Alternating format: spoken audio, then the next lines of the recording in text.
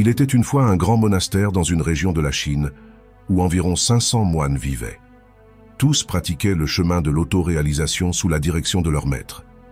Un jour, un homme se rendit au monastère pour devenir disciple. Il dit au maître zen, « Seigneur, je veux me connaître, je veux connaître la vérité. » Le maître zen le regarda et lui dit, « Si vous voulez connaître la vérité, vous devrez mettre toute votre vie en jeu. Cela peut prendre toute votre vie pour connaître la vérité. Et même alors, il n'y a aucune garantie que dans cette vie, vous parviendrez à connaître la vérité. Êtes-vous prêt pour cela ?» Le disciple répondit, « Seigneur, je suis venu ici pour ne pas reculer. Je suis prêt à cela. » Le maître dit, « Si c'est le cas, alors faites une chose. Il y a 500 moines dans ce monastère. Occupez-vous de la tâche de battre le riz pour eux. Continuez simplement à battre le riz du matin jusqu'au soir. Quand vous êtes fatigué, allez dormir et quand vous vous réveillez le matin, recommencez à battre le riz. Ne faites rien d'autre, ne pensez à rien d'autre. Suivez ce chemin. De plus, ne venez pas me voir à nouveau. Je viendrai à vous quand nécessaire. » Le jeune homme commença à battre le riz selon les instructions de son maître. Il y avait 500 disciples dans le monastère et tous avaient besoin de nourriture. Par conséquent, le disciple se levait tôt le matin et commençait à battre le riz jusqu'à la nuit. Quand il était fatigué, il dormait dans la même salle où il battait le riz. Il ne parlait à personne et personne ne s'approchait pour parler avec lui. Pendant quelques mois, en battant le riz, toutes sortes de pensées venaient à son esprit. Cependant, lorsque ces pensées ne trouvaient pas de nouveaux sujets, elles disparaissaient d'elles-mêmes. Lentement, ces pensées commencèrent à diminuer. Après quelques années, il oublia même son propre nom. Il restait toujours silencieux et continuait à battre le riz dans un état sans pensée. Il ne méditait pas, ni ne lisait aucune écriture. Les disciples les plus anciens du monastère le considéraient insignifiant et bien inférieur à eux. 12 ans se passèrent à faire cela. Après 12 ans, un jour, le maître annonça que son temps final approchait et qu'il avait besoin de choisir son successeur qui serait le leader du monastère après lui. Par conséquent, tout disciple qui avait atteint l'autoréalisation devait écrire quelques lignes près de la porte du maître pendant la nuit, des lignes qui engloberaient toute son expérience. Beaucoup de disciples pensèrent à le faire. L'un des disciples les plus anciens y alla et apporta quelques lignes. Il connaissait très bien les écritures bouddhistes et tous les disciples le considéraient comme le possible successeur du maître. Il écrivit « L'esprit est comme un miroir sur lequel la poussière des pensées et des désirs s'accumule. Nettoyer cette poussière est la méditation. Quand la poussière est enlevée et que le miroir de l'esprit est clair, le salut est atteint. » Quand le maître se réveilla le matin et vit ces lignes, il fut très en colère et dit « Quel idiot a écrit toute cette absurdité sur mon mur ?» Le disciple le plus ancien resta silencieux. Cependant, les lignes qu'il avait écrites contenaient de la sagesse, mais c'était une connaissance superficielle. Le disciple le plus ancien était très intelligent. Il avait écrit les lignes, mais ne les avait pas signées car il ne savait pas lui-même s'il avait raison ou non, puisqu'il n'avait pas atteint l'autoréalisation.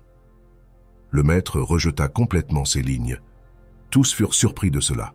Cet incident devint un sujet de discussion dans tout le monastère. 2 disciples passèrent par le disciple qui était arrivé il y a 12 ans et battait le riz jour et nuit. Il rit doucement après avoir entendu leur discussion. Les 2 disciples lui demandèrent pourquoi il riait. Il répondit qu'il riait parce que le maître avait raison. Toutes ces lignes étaient des ordures et n'avaient aucune valeur. Les disciples furent choqués et demandèrent s'il pouvait écrire de meilleures lignes. Le disciple du riz répondit qu'il ne savait pas écrire car il était analphabète, mais il pourrait dire quelques lignes s'il les écrivait. Ils acceptèrent alors d'aller à la chambre du maître. Le disciple du riz dit quelques lignes, et l'autre disciple les écrivit sur le mur et signa comme disciple du riz. Il s'attendait à la même réaction du maître qu'auparavant, mais les lignes qu'il avait dites étaient incroyables. Les lignes disaient « L'esprit est juste une illusion. Il n'y a ni esprit ni miroir de l'esprit, et quand l'esprit n'existe pas, où la poussière peut-elle se déposer ? Celui qui sait cela a connu la vérité. » Quand le maître vit ces lignes, il se leva au milieu de la nuit et alla jusqu'au jeune disciple du riz qui dormait. Il le réveilla et lui dit « Prenez ceci. Prenez mon bâton et prenez ma tenue. À partir d'aujourd'hui, vous êtes mon successeur, mais sortez de ce monastère immédiatement et allez loin d'ici. » Je sais qu'il y a beaucoup d'érudits dans ce monastère qui se considèrent supérieurs à vous. Ils vont vous tuer, car ils ne peuvent pas tolérer qu'un simple disciple du riz soit devenu éclairé alors qu'ils n'ont pas réussi. Vous avez tout ce que j'ai, et vous avez réussi pendant que vous battiez le riz, et je sais que où que vous alliez, les gens viendront à vous parce que quand une fleur s'épanouit, son parfum commence à se répandre partout. Le disciple du riz toucha les pieds de son maître et partit de là cette nuit-là. Si nous regardons nos vies, nous verrons que beaucoup de gens pensent que la méditation ne peut être pratiquée qu'en s'asseyant dans un endroit les yeux fermés. Mais en réalité, ce n'est pas le cas. La méditation peut être pratiquée même en marchant ou en faisant un travail.